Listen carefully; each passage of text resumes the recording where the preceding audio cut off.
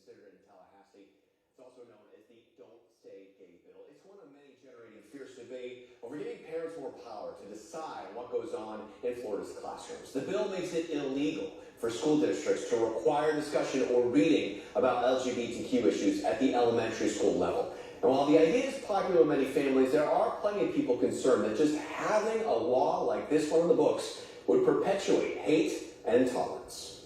We posted this question on our CBS 12 News Facebook page. Is a classroom an appropriate place to discuss sexual orientation or gender identity? The comments poured in, many saying no, especially for the youngest students. Those issues should be looked after by parents. I don't want people speaking to my 10-year-old son about gender identity. Let the parents and therapists do their jobs. Just the bill in itself being proposed is damaging to all children. Dr. Rachel Needle is a psychologist who works with children. She says kids of any age can discuss these topics. The key is how you talk about it, based on their age and emotional development. Children know how they feel. They're learning this information. And by not talking about it and by not educating our children, at best, we're promoting intolerance and misunderstanding, and at worst, we're promoting hate and aggression. She says kids spend a lot of time with their teachers. They trust them, and school can be a safe place to express themselves. Otherwise, they might be left to look for answers in the internet and social media, and no one wants that. The parents that are supporting a bill like this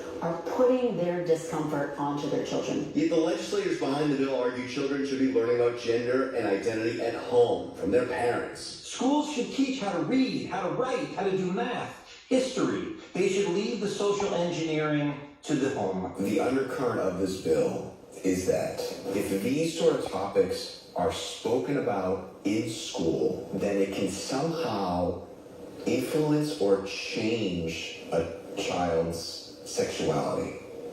Is that true? That's completely inaccurate. And that's misinformation and miseducation in itself. And this bill is going to perpetuate that. We are fighting for The bill has parents fired up, and at this point it looks like it has a good chance of passing.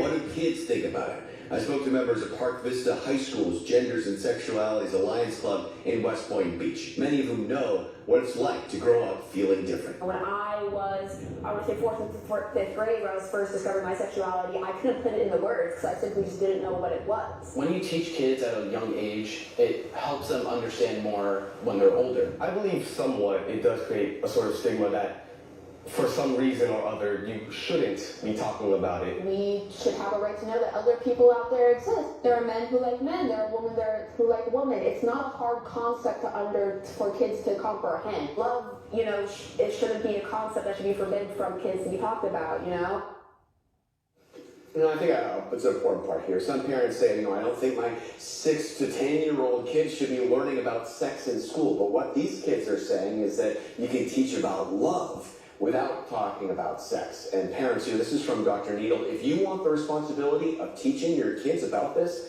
then do it. One of the worst things you can do is shrug them off when they ask. Another thing to think about, parents, we know this, you can make the rules. It doesn't mean, kids will follow them. So how hard, how bold is that line, for kids that still have these questions and want to bring up this topic with, a teacher or a counselor? What does this mean for them? So, what this bill says, there's nothing in this bill that says that a teacher or a counselor, that is appropriate